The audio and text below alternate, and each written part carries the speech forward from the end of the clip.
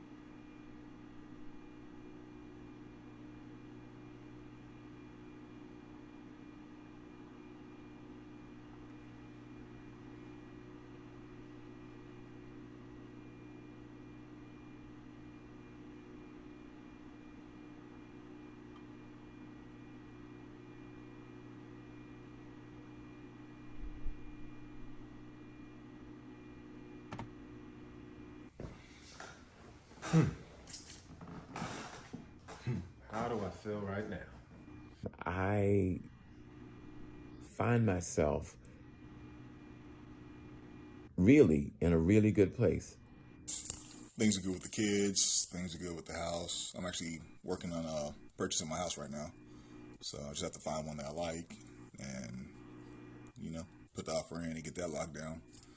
So my plan is to have that. And I just turned 40, so I want to have my house this year and have it paid off before retirement. So that's the goal I'm working towards. Let's see what else. I have a mustache. I'm doing well, staying COVID free. A lot of people I work are catching it. A few of my buddies have died from it. But other than that, taking it a day at a time, staying healthy. Typically, when I shave, I let my facial hair grow. And then when I shave, I don't like to go from man, caveman face to baby pretty boy face. So I have this in-between stage. If you would have asked me 5 years from now, 5 years ago, or told me that I would be living in New Jersey, in a city where I knew no one at all, working for a company that I had no idea of, I would have still been in Georgia. That way, instead of just losing everything at once, I feel like I can take it down in stages. So I go from caveman to whatever the fuck this is, then to baby face, pretty boy face, or ugly boy face, whatever anyone thinks of that. I'm going to say that I feel pretty bored in the world that we live in right now, especially seeing as how in California, not very many places to go, not very many dates you can go on. Or where I am in life is just an exciting time. I'm about to get married in a year. We're about to buy a house. I just feel very grateful. I'm getting my master's. I kind of have a little bit of a plan of what I want to do with my career. I'm happy. I'm also have some anxiety about COVID-19 and the unknowingness of the future. So, how am I doing today? Today is a weird day, inauguration day, and unfortunately, my paternal grandmother, passed away just a few days ago from COVID. So I feel like I'm in a tender place, thinking about her, thinking about my family, thinking about, today as well. Giving myself some credit, giving myself some props that I am really proud of me, especially a 64-year-old Black man, putting myself out there, out of my comfort zone, and surviving and doing it well. So that's the first question. Second question. In terms of what happened last Wednesday,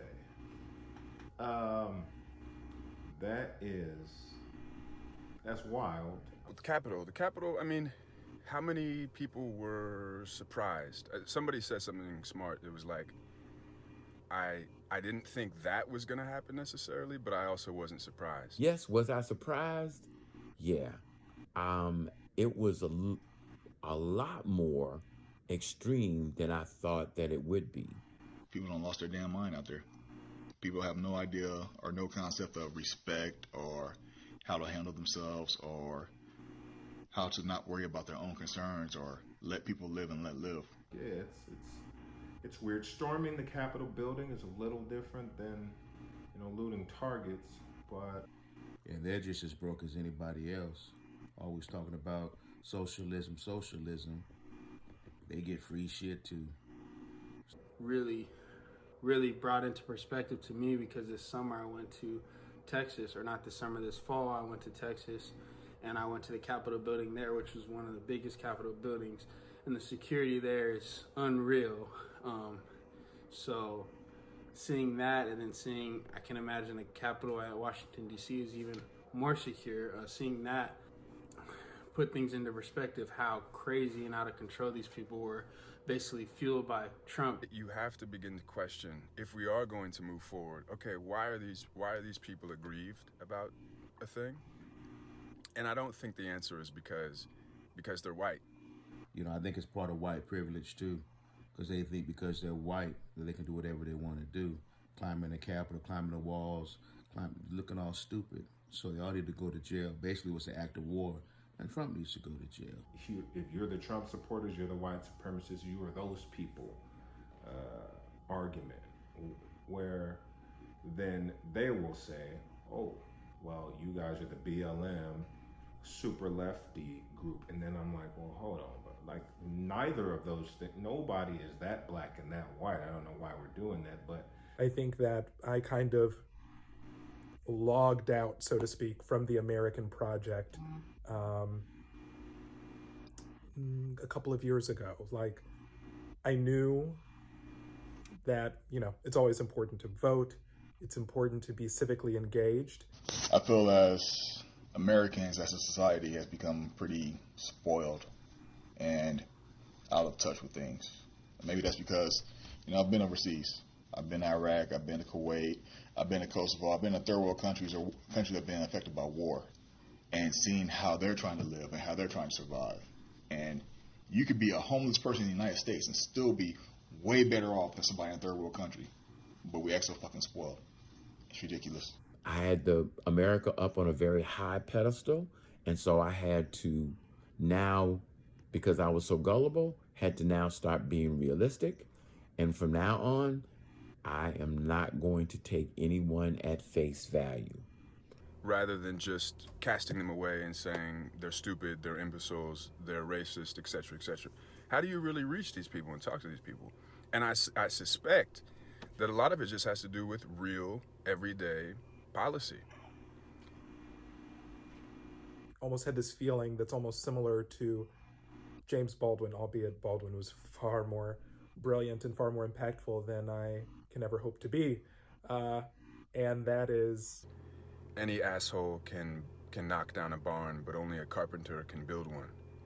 in order to have peace of soul, in order to have peace of mind, that I will probably need to be somewhere else for my future other than the U.S. In spite of that, I'm going to still be like Jesse Jackson, and I'm going to keep hope alive that God did not allow this to happen for no reason at all. But what I'd like to do right now, if I had anything to do, if I could do something right now, it'd probably be just taking a nice little ride on my motorcycle, just chilling out for a little while, decompressing from work and everything. That'll probably be it. For me, in short, take a trip to New York. And yeah, I think that's the short version of that for me. What would bring joy to me right now? Right now, because I'm a father and I miss my children. Now, children, I don't have children. They're all grown. They are grown adults who have made me proud. And I am extremely proud to be their father. And it's great being a dad to them, you know. Like, my dad wasn't there for me.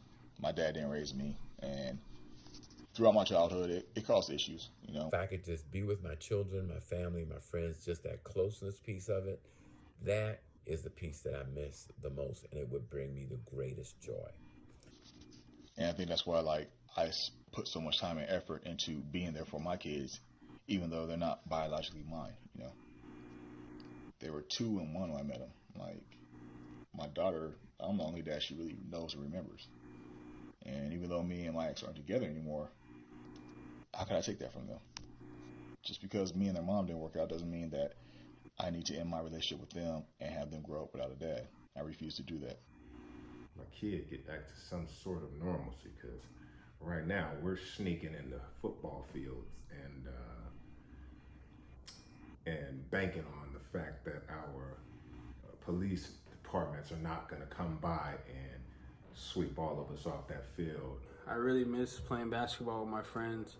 COVID has really shut down all gyms, and just really something that really is an escape from life. In fact, I and my partner are having a consult with an immigration lawyer later today, so that's potentially going to be interesting. And I guess that's kind of bringing me joy. So music has been giving me joy, both playing it. I've been playing guitar, listening to a lot of music, and then exercise, you know, and then trying to commune with people in any way possible, whether it's coffee dates, lunch dates, you know. My friend has a yoga Zoom class that he's been doing. I've been DJing, I started producing, I've been taking lessons, something that I really enjoy doing, and I would like to see myself succeed in that one day. And just be me. Like joy in the smallest sense of, I do think that there's going to be a place where I can have more space spiritually and mentally to just be who I am and not have to worry about kind of the back and forth and the vicissitudes of the American project. And even more immediately, a sense of hope that at least the next 4 years will be a little more filled with said hope. So that gives me joy, and that's where I am.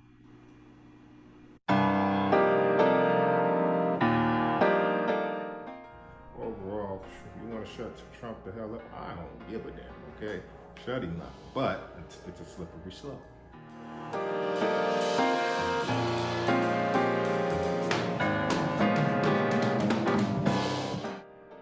I completely realize that some of these people are unable to be reached. Some of them do harbor like legitimately racist ideas that no amount of policy will speak to. And yet, 74 million, I think that's the number, people in this country voted for Donald Trump. That's a lot of people.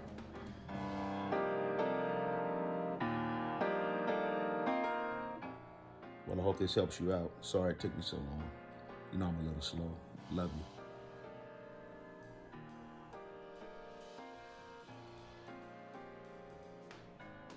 Hey, thank you, everybody, for being here in this first very, very inaugural round of both this space, this LABA Presents space, and for this piece that is beautifully in process. I wanted to thank, I have some notes here, LABA, which is this laboratory for Jewish culture and culture makers, and I'm a LABA fellow for 2021. So this is, thank you for the love in the chat. This is a space that I'm grateful I get to share what I'm working on with. And then big thank you for family and friends, which are here. I just love y'all. Biggest of thank yous to my family and friends who generously allowed me to follow up on an impulse with making this film, who are the people in it, some of who are here and some who are not. That is Kevin Hornsby, Joseph Gardner, Matt Jones, Keith Kilpatrick, Matteo Villacazzi, Kendall Pinkney, and Jerry Thomas. So these are people that were featured in this ongoing project. And I'm going to say a couple things about it, and then I'm going to invite us all to have just a couple questions. I invite anybody who's here to send me any questions in the chat if you have questions about the piece or the process, and also to share in this chat space anything that resonated, like words or images or thoughts that you saw in the piece that are resonating for you. So anything like that. A couple things that I want to lead with is that this is an experience of Black joy that is sponsoring this event. And what that means for me is on January 6th, I found my spirit deeply disturbed, and I had an impulse, which sometimes hits me as an artist, to just make something. And I was curious what my Black fam, particularly my Black male fam, would have to say about it. One image that disturbed me was seeing this white woman just escorted down the Capitol in her Trump hat at the insurrection by this police officer. And I didn't really know what the connection was, but I knew that I wanted to reach out to some of my Black male fam and ask them what I thought would be about this image, and instead ended up being 3 questions. How are you doing today? Or how are you feeling? Second one was, what were some of your thoughts and takeaways from the insurrection? And third, what is something you'd like to do right now that would bring you joy? And that is this piece as it's developing. We're going to do this a lot more of this. We also had a lag technically, so I'm going to make sure that on my website you'll be able to see, the actual version at speed. So thank you for bearing with any technical difficulties. And yeah, feel free to send me questions, which I can bring into our space. But so I wanted to ask some people. I'm going to actually start with Joseph Gardner, if you would, to share, Okay. to bless us with some of your thoughts or takeaways of the experience of watching it, which is the first time. Again, we're just getting started here with the trajectory of this piece, or of doing it. So were there any thoughts or themes or takeaways that you had that you want to share? Well, let me first say this. Thank you for asking me and thinking of me to be a part of the project. I'm extremely honored that you even thought of that from that standpoint. But now that I've got an opportunity to view it, it was very well put together. And some of the other thoughts that came across from some of your other participants were some thoughts that were on my mind as well. I can't say that I disagreed with anyone in terms of what was said. All of us spoke from a space that meant something to us, either personally or professionally from that standpoint. And so for that reason, it's so genuine and so unique. I just love it. And the fact that, you put this all together is just fantastic. Wonderful. And I got to say this too, a little bit from the age standpoint. I don't know whether you picked me because I was the oldest or not. You mean the beloved elder? Yeah, being the beloved elder, and everybody else was a little bit younger than I was, but it was still good to hear their viewpoints and know that I still shared them. And it, like I said, it was nothing that was really off at all. It was beautiful, very well done, and some very good takeaways. Very good takeaways. Well, thank you for sharing that, and thank you for being here and blessing us with your presence and your point of view. Part of what you said makes me think of in the process of doing any type of art, for me, highly, highly valuing that it's not just reflective of me. So this was actually an exercise, and it's for all of us to practice that. I'm hoping the piece encourages, which is like, what is it to ask a question that doesn't just reflect my political view, that has diversity, that allows for whatever's to come from it, and then listen harder, because again, an open question is different than, tell me about what you think about this thing so that you can, confirm for me what I already know. let me actually ask something and then be open to whatever comes. And that for me is the other part of joy, which was what are things that are happening in conversation with each other that I'm hearing once I see all of these pieces together, and starting to weave them in, and that brings me joy as an editor. Mateu Vilakazi, speaking of the youngin, our resident baby, How's it going? put you out there. Would you share some of the takeaways? Anything that hit you, or is hitting you, or is resonating with you right now? Well, one thing that I really loved about it was Mr. Gardner actually when he said he's proud of himself. I feel like in the Black community, we don't really do that much as far as like we're always on to the next thing. And I feel like it's good for us to kind of like give ourselves a pat on the back. So I really appreciated that, Mr. Gardner. Thank you. Thank you. Yeah. I love that part too. I love that part. It was like, that has to be in here. Hearing you express the pride for yourself and give yourself some love and some props felt essential to, again, not what I'm thinking about the insurrection, but what is an experience of being with someone I love and respect, and wanting to share that with other people in this time, in this moment, as, themes for me about being human and not being a monolith, right? What are the Black people thinking right now? It's what is this person experiencing right now? Where are you in your life? I love that point. How about Mr. Kevin Hornsby? I see you. Hello. I'm not calling out anyone else in terms of elders and youngers. So I hope I'm a middler. Any takeaways, please? Well, I can tell you the ones that stuck out to me the most were the one gentleman who served in the military, and his expression that Americans are what did he say? He said they are spoiled. Spoiled. Yeah. And then another one of us who was saying he's ready to get up out of here because he doesn't want to participate in the project anymore. I just thought that was fascinating. We live two different lives, and I find that most of the people who serve in the military all say the same thing. You guys just you don't get how lucky you are. I wonder though, is that specifically related to them being there under the circumstances of the military, or is it because we actually are just spoiled? So that drew that question for me. So I was like, we got two people, same question, completely different outlooks on our country and what's going on. So that was my main thing that I saw. It made me think. I love it. I was like, when's the first time that we're going to get a question that I want to pick out and throw into? It's perfect timing to Keith. Will you come on? Because this was actually something that you said that was so essential to me to be into this piece. Where are you? I can't see you. There you are.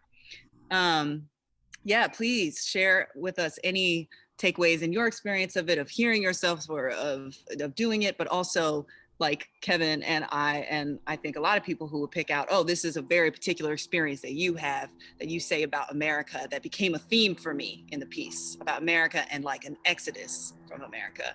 So any thoughts or takeaways you have? Yeah, it's not so much of the circumstances of why we were there or the situation why we were there. It's more of, I see how the people in the other countries are struggling. And America is a mess right now. We do have a lot of shortcomings. We do have a lot of things that we need to focus on and work on.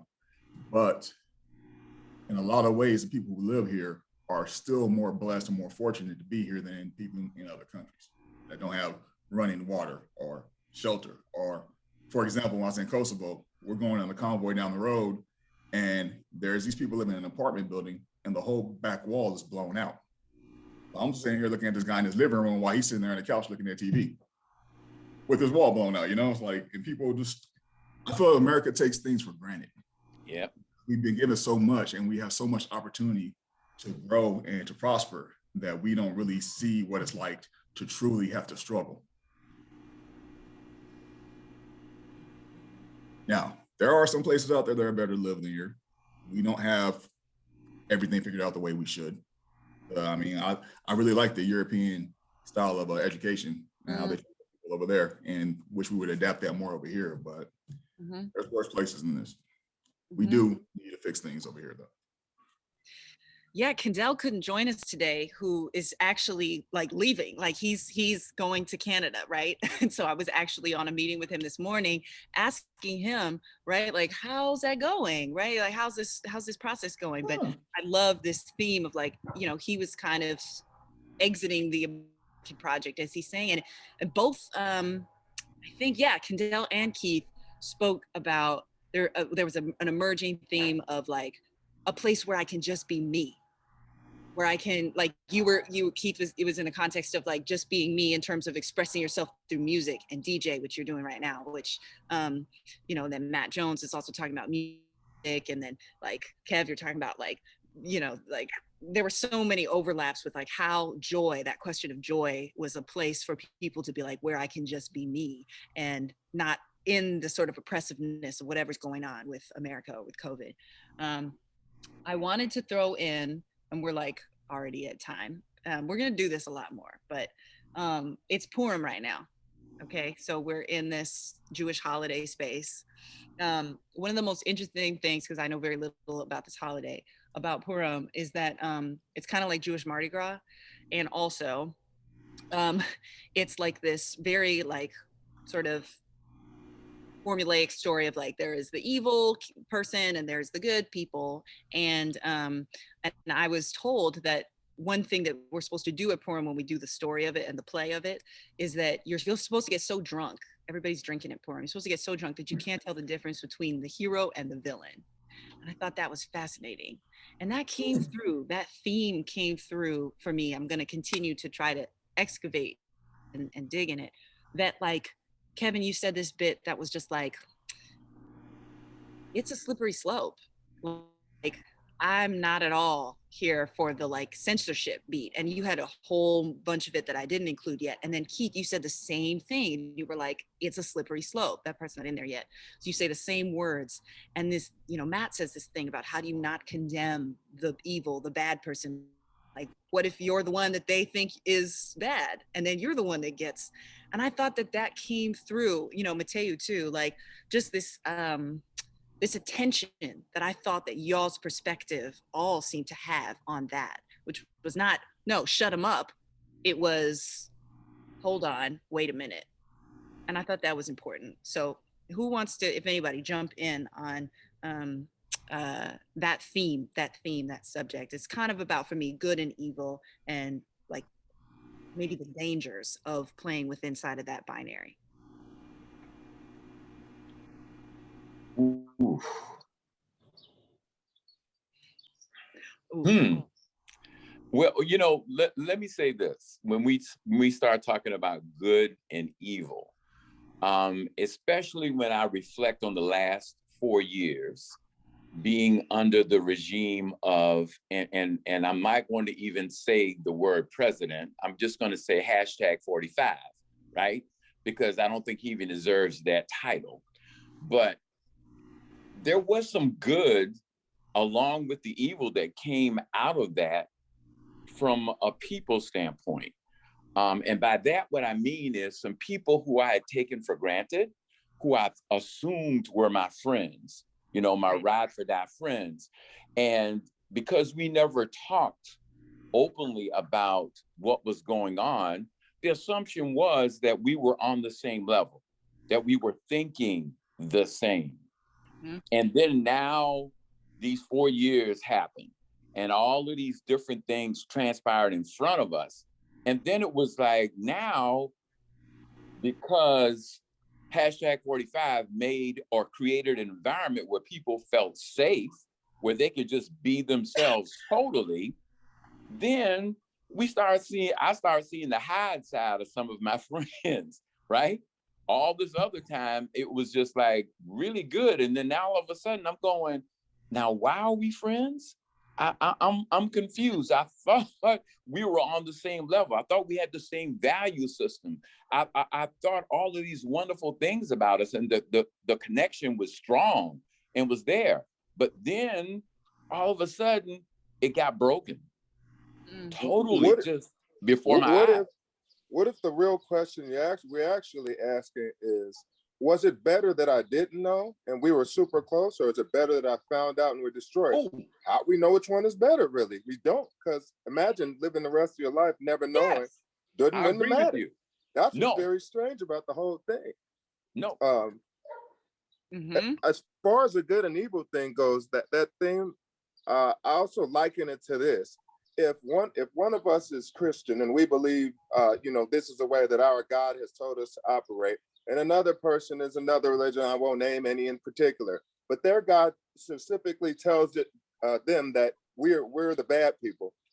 Who's the evil and who's the good? Because to them we're the evil. To us we're the good. So it's a very confusing place to have to live in. But I think our politics operate in a similar fashion, in that one side thinks one side's good and bad, when actually most Americans fall very, very close to one another and what they really believe. Depending on where you sit. Keith, you wanted to say something? Perspective. I mean, especially like good and evil is from your perspective in a lot of ways. Especially being Black males. A lot of times cops see us and automatically assume we're evil. Or go back to the 50s or 60s, how Black people have been viewed. We're evil, we're wrong, we're the bad guys. And then we sit here and look at us and we're like, no, we're not. We're really not like that. People can change that in a lot of ways. I mean, I'm sure back in World War II, a lot of the Germans thought what they were doing was right. Right. It's perspective of good and evil. It's like they say, one man's terrorist is another man's freedom fighter. Wasn't part of what happened during the Holocaust that the Nazis had convinced the rest of the population that they wronged us during World War I, so you have to get them up out of here. And then that's how they ended up capturing them. They created hatred through propaganda and then made them all fall in line, right? That's interesting. That makes me bring it back to what is the story that we're telling, right? And you tell those stories inside of your home. You tell stories to yourself, and then you have these cultural stories. You have the stories in your religion. You have your stories within your country, which are perpetuating. We are good. They tried to kill us. They're bad, and now we go and slaughter them, which is the Purim story, which also happens in Passover with the Egyptians and the Jews, right? They coming, and then when they all got swallowed up and all their firstborns get killed, we're like, yay, but what about the Egyptian kids? They're like, man, that sucks. That really that God is crazy. That's right. This is amazing. Okay, we're gonna continue to have screenings and conversation. Thank you for this initial early day group coming out here and being out here and supporting. Thank you to my friends and my family for participating in this project and always being so down at a moment's notice to just support me and my wildness. And Mateo Villakazi, will you end us with let's see, what's bringing you joy today? It's Friday and I don't get paid, but I get paid soon and it's Friday, so that's bringing me joy. I get to do what I want this weekend.